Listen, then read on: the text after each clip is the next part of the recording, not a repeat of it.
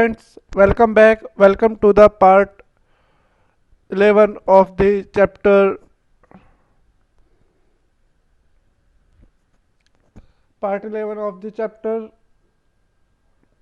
2, that is matter around us pure.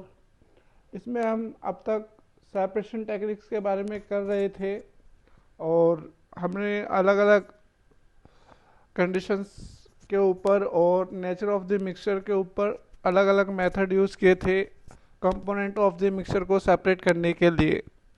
ठीक है, जैसे कि लास्ट में हमने आपको क्या था, सेपरेशन ऑफ इमिसिबल लिक्विड्स, ठीक है, और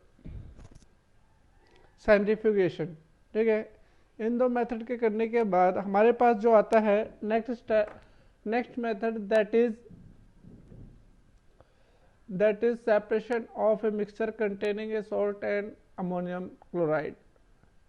तो what is different in ammonium chloride? यहाँ पर ammonium chloride जो है वो क्या है, एक सबलाइम सब्सटेंस है, मीन्स सबलिमेबल सब्सटेंस है। सबलाइम सब्सटेंस क्या होते हैं, जो हीट करने पर डायरेक्ट वेपर्स में या गैस में कन्वर्ट हो जाते हैं without going into liquid state. उनको क्या बोलते हैं, हम सबलाइम सब्सटेंस बोलते हैं।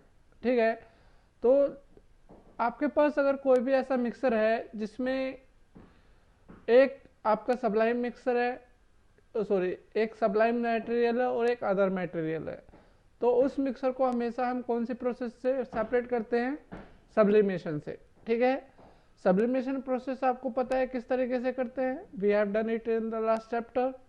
ठीक है, तो जरूरी नहीं है कि हर बार आपको मिक्सर में अमोनियम क्लोराइड ही मिले। अमोनियम क्लोराइड के साथ साथ आपको कैम्फर भी मिल सकता है, आयोडीन भी मिल सकता है, नेफ्थलीन भी मिल सकता है, एंथ्रासिन भी मिल सकता है।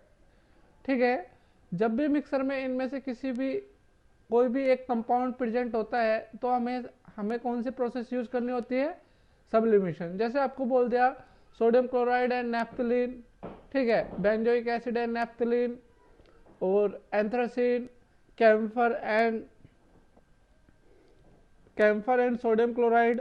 तो जहां आपको सिर्फ ये याद रखना है कि भाई गिवन मिक्सर में आपके पास कोई सबलाइम सब्सटेंस तो नहीं गिवन है, तो अगर ऐसा गिवन है तो आपको कौन सी प्रोसेस यूज करनी होगी, सब्लिमेशन। क्योंकि सब्लिमेशन तो क्या हो जाएंगे, सीधा सॉलिड से गैस में चले जाएंगे और नीचे जो बच जाएगा आपका दूसरा सब्सटेंस बच जाता है। ठीक है, जैसे अभी हम करते हैं यहाँ पर sublimation means separation of ammonium chloride from sodium chloride, NaCl से NH4Cl को निकालेंगे हम। तो यहाँ पर सबसे पहले हम सेटअप करते हैं सब्लिमेशन प्रोसेस के अकॉर्डिंग।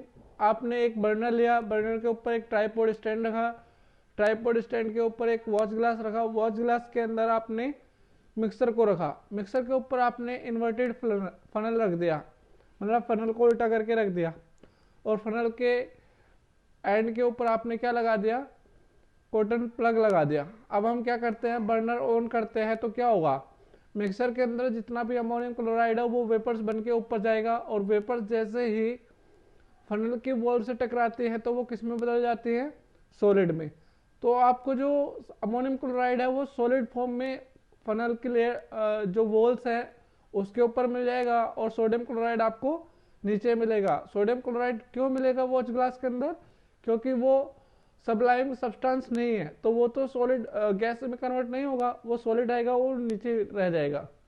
ठीक है, तो इस तरीके से आप सोडियम क्लोराइड और अमोनियम क्लोराइड के मिक्सचर को सेपरेट कर सकते हैं। ठीक है, सेपरेशन टेक्निक्स में मोस्ट ऑफ द टाइम आपको टेक्निक डिफाइन करने के लिए नहीं आती है, आपको मिक्सर दिया जाता है और पूछा जाता है कि भाई इन मिक्सचर्स को हम कैसे सेपरेट आउट कर सकते हैं। ठीक है, you have to remember the techniques. ठीक है, and you have to use your common sense to answer these questions. Okay, आगे समझ में। now we will move towards the next separation technique, separation of the component in any color ink means dye, that is chromatography। जैसे हमने सबसे पहला separation क्या किया था, इंक से डाई सेपरेट करना। अब जो डाई होता है, डाई भी एक प्योर सब्सटेंस नहीं है, डाई के अंदर भी अलग अलग कंपोनेंट होते हैं। ठीक है, तो डाई के कंपोनेंट को किसी भी इंक के डाई के कंपोनेंट और इंक के कंपोनेंट अलग अलग है, ठीक है। अगर आपसे पूछा जाए इंक से डाई सेपरेट करना है तो वहां तो आप इवेपोरेशन यूज करेंगे, जो हमने सबसे पहला मेथड यूज किया था, ठीक है। अभी हम क्या कर रहे हैं, जो आपका कंपोनेंट है, मीन्स कोई भी एक डाई गिवन है, चाहे वो डाई कहाँ से निकाली है आपने, रेड इंक से निकाली है, ब्लू इंक से निकाली है, या ब्लैक इंक से निकाली है। जो डाई है, डाई के कंपोनेंट को सेपरेट करना है, ठीक है। अगर डाई के कंपोनेंट को सेपरेट करते हैं तो क्रोमेटोग्राफी यूज करते हैं, और अगर इंक से डाई सेपरेट करते हैं तो इवेपोरेशन। इंक से डाई सेपरेट कर रहे हैं तो इवेपोरेशन, और डाई के कंपोनेंट को सेपरेट कर रहे हैं तो क्या यूज करेंगे हम, क्रोमेटोग्राफी। तो क्रोमेटोग्राफी क्या होती है, क्रोमा का मतलब होता है कलर। तो सबसे पहले chromatography was use for separation of colour component, ठीक है। कलर सब्सटेंसेस को सेपरेट करने के लिए यूज किया जाता था, ठीक है। तो यहाँ पर हम रेड इंक या ब्लू इंक या ब्लैक इंक डाई है आपके पास, उस डाई के अलग अलग कंपोनेंट को हम सेपरेट करेंगे, ठीक है। तो chromatography is a separation techniques which is use to separate the component of the mixer. यहाँ पर आपके पास मिक्सर में चाहे कितने कंपोनेंट हो, 2 है, 3 है, 4 है, सारे सेपरेट हो जाते हैं, क्योंकि उनकी एब्जॉर्बिंग पावर अलग अलग होती है, ठीक है। तो इस मेथड के अंदर क्या होता है, हम एक पेपर लेते हैं जिसको हम क्रोमेटोग्राफिक पेपर बोलते हैं, ठीक है। उसके बॉटम में स्ट्रिप के ऊपर हम एक लाइन खींचते हैं पेंसिल से, फिर उस लाइन के बीचों बीच हम क्या करते हैं कि स्पॉट पुट करते हैं, किसका, मिक्सर का, ठीक है। उस मिक्सर का स्पॉट पुट करने के बाद हम क्या कर देते हैं, उसको एक जार लेते हैं जिसको हम क्रोमेटोग्राफी कॉलम बोलते हैं, उसके अंदर लटका देते हैं, जिसके अंदर पानी होता है। तो पानी क्या करता है, कैपिलरी एक्शन। जैसे आपने देखा होगा, अगर हम कोई भी आपके पास कपड़ा है, उसका एक सिरा पानी में डाल दो तो पानी धीरे धीरे पूरे कपड़े को गीला कर देता है, तो that is called capillary action, the rising up of the water, ठीक है।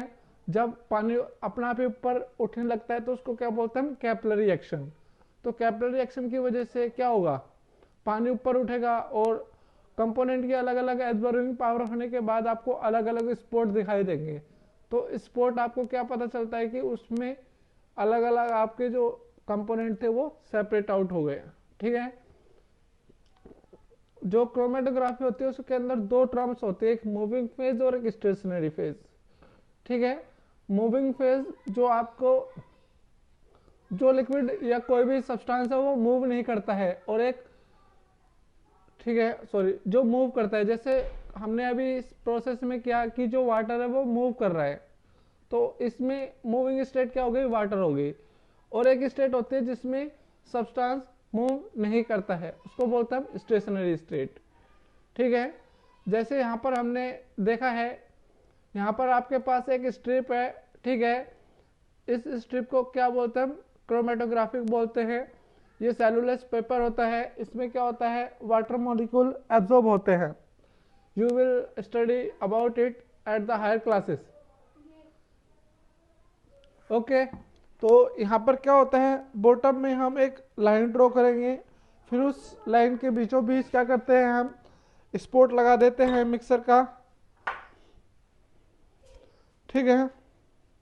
मिक्सर का स्पॉट लगाने के बाद हम उसको क्रोमेटोग्राफिक में क्या करते हैं, क्रोमेटोग्राफिक जार में लटका देते हैं with the help of paper clip, and the water starting rising up, and you will get the separate spots for each component. चाहे उसमें, अगर आपके मिक्सर में 4 कंपोनेंट है तो आपको 4 स्पॉट मिलेंगे, अगर 3 स्पॉट है तो उसका मतलब है कि उसमें 3 कंपोनेंट थे, ठीक है। और जिसकी एब्जॉर्बिंग पावर सबसे ज़्यादा होगी वो क्या हो जाएगा, वो सबसे कम डिस्टेंस ट्रेवल करेगा, और जिसकी एब्जॉर्बिंग पावर सबसे कम होगी वो ज़्यादा डिस्टेंस ट्रेवल करेगा, कहाँ से, जो आपने लाइन खींची थी वहाँ से। अब हम एप्लीकेशन ऑफ क्रोमेटोग्राफी या एप्लीकेशन ऑफ क्रोमेटोग्राफी को देखते हैं।